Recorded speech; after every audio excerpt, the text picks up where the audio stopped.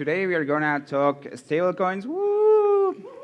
Woohoo! So first, a little about myself. I'm Martin Volpe. Been working at cLabs for 3 years now. Been doing a variety of things, but now most lately focused on Stabletokens. And today in this talk, I wanted to give an overview about what had happened with the stablecoins in Celo since we launched it. What's the current state of OC and the technical limitations that we have right now, and what are we doing to fix that, and going forward, how that's going to change. So let's get started. I wanted to make a little overview about what happens since we spun up the network and all the milestones that we achieved along the way. And the first time is network launch in March 2020. The world wasn't going through a great time back then, but the Celo network was just being born. The validators started up this network that we call RC1, or Release Candidate 1 at the beginning. At that time, we deployed all the contracts, but basically everything was frozen. There was no stable tokens at that time.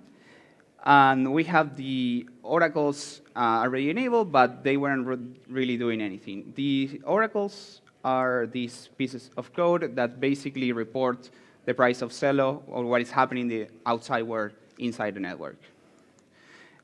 So then when we concluded that the network was healthy, we enabled Celo transfers, and that made the RC1 actually become the Celo mainnet that was governed on proposal 3. And after that, Celo was able to be moved freely, and that allowed Celo to be traded on centralized exchanges. And that's where we got our first listing. And the little fact is that Celo was called Celo Gold back then, so it's like a Stone Age thing for the Celo network. And we had liquidity that slowly started to build in the centralized market. Then the first milestone for the stable tokens was enabling the Celo dollars. That happened in June 2020. I remember that happened on a Sunday. So let's go down a little bit and look a little bit from the outside and say, okay, what is an stable token? An stable token is a digital asset that is assigned to track the price of another asset, most notably fiat currencies. So we can do stable coins of the US dollar, the euro, but also, like, we can do a cryptocurrency, a stable token that is tracking Bitcoin, Ethereum Classic, Ethereum, or whatever other currency that we want. And it works in a couple of different ways. There are some stable coins that just have a ton of that fiat currency in a bank account, and they should issue a token, and there's like the centralized tokens that you might have heard of, USDC, USDT. And then we have some algorithmical stablecoins that I'm not going to get into much detail about how they work, but just wanted to mention that Celo is like a fully decentralized algorithmical stablecoin, and it uses some other concepts for over-collateralization and seigniorage that already exist on other networks. So building on that, why do stablecoins matter, or why do we even do this? And probably most of the people in this room know that if you want to do crypto, volatility is a big barrier for a lot of users. A lot of people just want to receive value and being able to buy pretty much the same amount of stuff at the end of the month and not like being hit by crazy volatility and just not being able to do much in the future. We want this to be global, and cryptocurrency is a great use case where we just don't have borders to begin with. So we want to be able to send US dollars from in the US or to outside of the US. It's actually not that easy. And now lately, with the development of DeFi, all these things can be done in local currency. So people that doesn't want to get the price exposure to Bitcoin or even more volatile things, they can still just deposit some stablecoin that tracks the US dollar, some stablecoin that tracks the euro, and then go from there and enjoy this decentralized finance that we're building. And on top of that, it makes fiat currencies fully programmable. Like, you cannot make smart contracts with the US dollar or the euro as we know it, but you can do smart contracts with the stable assets that we have on Celo and in our chains. So that brings us to June 2020 when we enabled the contracts for the Celo dollar. At that point, we turned on the oracles. The oracles needed to get the price of Celo versus the US dollar and reported it to the network. And so we turned on that using Bittrex and OKCoin. At that point, proposal 7 passed, and we turned on what we call Mento. Mento is the Celo stability protocol that is basically an automated market maker, similar to Uniswap. I'm not going to get into detail about how this works, but it basically have these two key parameters, that's the reserve fraction and the spread. The bigger the reserve fraction, the more liquidity it is, and the smaller the spread, the cheaper it is to use. So ideally, we want to be the first to be as big as we can, and the other one as small as we can. And there are some trade-offs with security. So as the network matures, we are looking into get more liquidity with more reserve fraction and less spread with reducing the spread. And at the time, it was really early. DEXs were already just like a new thing in Ethereum in general.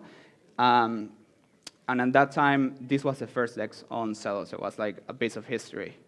And after that, anyone participating in the network was able to mint and burn Celo dollars, and it created the process that led us to today, where we already have like 80 million circulations for US dollar alone. Then we went for the challenge and going for the second stable asset. And if you have watched other networks, it's not that common to get the second one. A lot of projects are very focused on the dollar, but not that many on other currencies. So we saw an opportunity, and we have to build it.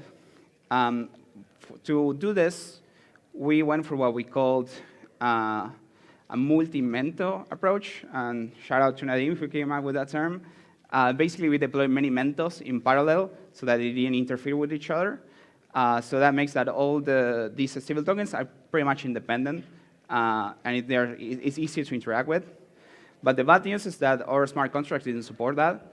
So our smart contracts basically were designed for making the US dollar. So we have to upgrade those contracts so that they support multiple mentos running in parallel. And we remember that thing about the oracles. We need those oracles to be reporting those prices, the Celo against the euro, but there weren't that many liquid markets trading Celo versus the euro at the time. So we had to figure out a way to know how to put that price on chain. There was one market that was Coinbase at the time. Now we have more, but we always want to have two for the redundancy in case one exchange goes down. And the other bad news is that this was quite slow for the network. I just want to give some explanations why that was such a slow process and what are we doing to get that better. So it involved 4 governance proposals that went on for something like 3 weeks. And I must say that the community was right in saying like why we have this many governance proposals. I just wanted to give a brief explanation because I gave this explanation too many times in the past. First is that we had to deploy those upgrades that I said to the contracts so that they can support multiple mentos. That was already done, and that will never have to do again. Then we have to deploy the contracts for the euro itself in both 2 contracts, and that's governance proposal 21. Then we need another governance proposal to enable the oracles. And the reason for that is because the tooling that we have doesn't support like releasing contracts and doing another step in the same proposal. Our contracts have further limitation that made that you need the oracles to be turned on in between proposals. So that's the reason we couldn't not merge like the rest of the governance proposals. So that was governance proposal 22. Then we turn on the oracles. We pass proposal 23. Proposal 23 is like something that doesn't really matter for the end user. It's like a political thing of how the Celo governance work. So it's for a security layer that says like if you want to change these new functions that we added, you have to more than X votes. And after all that, we finally passed the final governance proposal, and we activate the euro and freezing the contracts and setting the reserve fraction. This reserve fraction, if you were paying attention, is actually bigger than the original Celo dollar reserve fraction. So the system was already growing and building on liquidity slowly. And then after we did that and we made the heavy lifting from going to one to many stable tokens, we started thinking about, okay, where can we go further beyond the main two currencies that we're using right now? We have a community team in Brazil who saw another opportunity, and we decided this was the third stable token to build. This was happened late last year, and cReal, as we call it, the cryptocurrency tracking the Brazilian real, involved a different challenge because it's not that simple to get oracles for the price of Celo in the Brazilian real. The market is just not that liquid, so we have to figure this out with many implicit pairs and some economical engineering that we did. At this point, we didn't need to upgrade the contracts because they were already upgraded for the Celo Euro. But still, we have this problem of passing three proposals. And this time, it really surfaced that we needed to do something about it because we wanted to be able to ship more stable tokens. And that was, we wanted that to be a thing of the past. And another note is that the liquidity for cReal is relatively small compared with the other stable tokens. Because we wanted to be careful because the first time we were deploying oracles in such a small, not that liquid crypto market. So now we are with this challenge of, okay, how do we make this faster?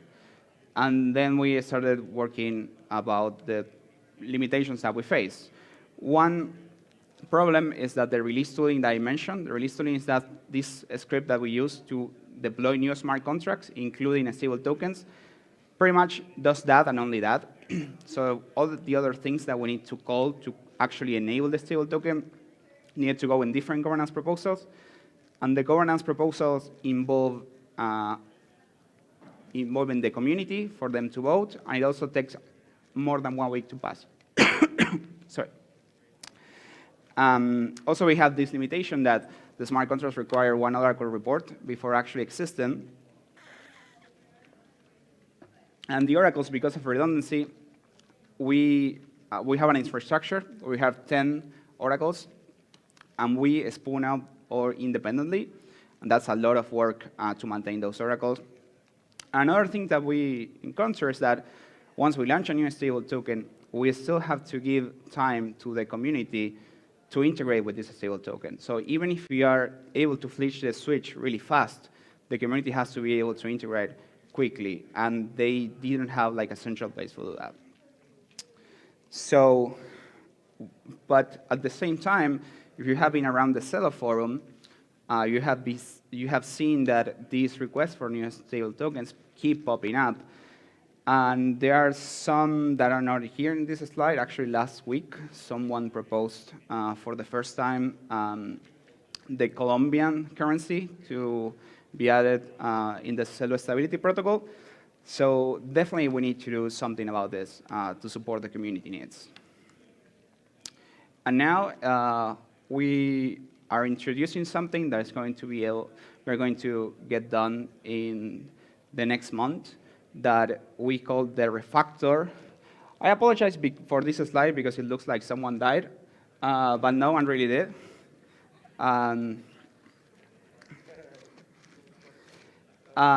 what do we want to achieve with this? So first, we want to do it very easy for everyone in the community to create a stable token. People rely a lot in cLabs for creating new stable tokens, and we want this to change. We want to just create the tooling and the documentation so that everyone is able to do it with not much technical knowledge, actually. We want the dApps that are built on top of Celo not having to do some heavy lifting work to integrate a new stable token. And we want the oracles to be reported more efficiently. As I said, we have 10 instances of oracles that are reporting all the time, and that is working right now. But if we get more stable tokens, that is going to become a problem, first because a lot of engineering work to maintain, but also because the network has a capacity, and we want to respect the network, give some more block space for community projects, and not all taking over but this stability mechanism. So now we're working on the tooling upgrade. The tooling upgrade is, as I mentioned, this piece of code that I mentioned earlier. And it does two key things, actually. One is deploying the new contracts so that they exist and everyone can use it. But it also allows someone to verify that those contracts are actually the contracts that we say we are deploying. So no malicious actor can actually show up to the network and pretend they are deploying something. They're deploying like the Philippine peso, and they're actually deploying something else that could harm the network. So that's the thing we want to do. And we want to be able to support arbitrary calls. Now the tooling only supports releasing stable tokens. I wanted to be able for that to also be able to call smart contract methods and do it in a verifiable way. So this is the work that is already underway. And another thing is that we don't want anyone to be touching the proposals manually. We want the script to pretty much execute most of it. We don't want to change it for a couple of reasons, particularly because we don't want to introduce errors. So this has to be fully automated, and anyone in the community can execute that. Another thing is that we want to create an on-chain Stabletokens Registry. So the problem this is trying to solve is that if you are a dApp developer, like Mento.finance, there's no central way where your application can go and check what are the stable tokens that exist currently at the network. So we are creating with this new Stabletokens Registry that Nina, this is here in the audience, is actually working on that. So if you want to know more about how that works and how we're thinking about that, definitely talk to her. And also, the way the thing is working right now is that when we add this new stable token to our tooling, that is basically contract kit, use contract kit, the CLI, all these things that developers are familiar with, you have to upgrade the versions of these dependencies when we add a new stable token. And that made that, for example, when we shipped cReal, people actually took, these developers took actually a couple of weeks to upgrade that.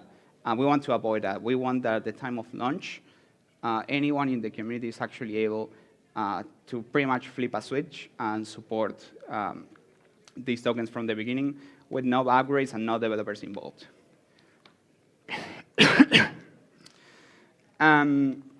The thing about the oracles that we're also doing, as we said, we have these pieces of code that are the oracles that are constantly reporting on chain. And they have this property that when the price of Celo fluctuates, they start reporting faster. So if the price of Celo fluctuates between the euro and the Brazilian real, they all start reporting faster. And that's a problem because it affects the stability mechanism for the way it works, and also because it just requires a lot of transactions and a lot of block space. So the way to solve this is that if you actually look at the price of Celo and the price of Celo on the euro, you can isolate the volatility. So on the right, you have the price of Celo in US dollar, and on the left, you have the price of the euro versus the US dollar. And if you see the volatility of the euro versus the US dollar, it is considerably less than the volatility of the Celo versus the US dollar. You can see Celo had a peak of around $10, and now at some point consolidated around 3. So what we could actually do to fix it is have one frequency oracle that reports the price of Celo versus the US dollar, and a very slow oracle that doesn't have to be maintained in real time. It probably fine reporting just a couple of days that reports the price of euro versus the US dollar. That way, we will be protecting the stability mechanism. The oracles will be easier to spawn out, even by entities that are not familiar about how to spin up oracle today. And this is another smart contract that is upcoming for us. This is what it will look like. Like in the previous slide, here you see that these oracles are reporting the price of Celo versus dollar, versus a real and versus a euro. And the thing is now we want to report the price of Celo versus a US dollar. That didn't export well, so it's meant to say US dollar there. And the price of the real versus the dollar and the euro versus the dollar. So we save a lot of block space doing this. And here's a note about what problems are solving now. Although we can solve many things around Mento, and we can enable more stable tokens easily, there are still some fundamental problems that require some work on Mento itself. Mento still has this challenge of what happens in the event of a black swan event, how do we grow the liquidity, how do we decentralize the set of reserve that is actually backing all these stable assets, how can we add more sustainable assets to the reserve. And that work is actually going to be presented by Roman in the talk right after. So please stick for that as well. And now the question, like looking further, is once we develop this system where we have all these stable tokens, then why? Like, why do we need more stable tokens? Why will people even care? And I personally have this vision that if we enable more stable tokens, we are going to enable liquidity in local communities and local markets. They are just going to maintain the stable token in the currency they actually live. Going to a little more of DeFi, I envision that we can create an ecosystem where you can basically trade in a liquid way with little slippage pretty much every stable token versus any stable token, and that is something that is not easy to do today. And on top of that, we can create like very complex like financial primitives, some that today are only enabled for institutions, but some that don't even exist. Like for example, we can do options settled in cReal, we can do leverage, we can do futures in cReal settled in euro. And that is something that is not quite simple to do today, even if you have the means if you want to. And I wanted to close saying that there are already some use cases that this is enabling right now that are not really simple to do without it. For example, if you have checking the news recently, the inflation in Brazil was actually lower than the inflation of the US dollar. So it actually makes sense that if someone wants to protect their wealth, to sell some US dollars and buy some Brazilian real. And if you're an American in the United States, that's probably not easy to do. Like, your bank is probably not going to do it. You will have to go to an exchange house. The exchange house is probably going to give you cash, and you'll have to deal with that cash. And also, you will not be able to earn any yield on top of that. You'll basically not be able to do anything with that. And today, if you go to Uniswap and you want to exchange one cEUR Euro for one cReal, it's actually you can do today seamless. And you're getting a fairly price that I don't think even the institutions are allowed to get that price even today. So that's it for today.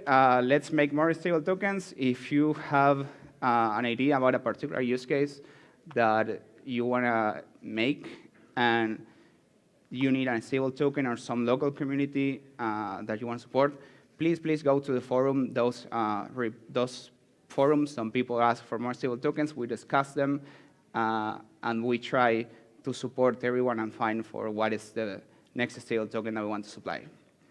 Thank you very much.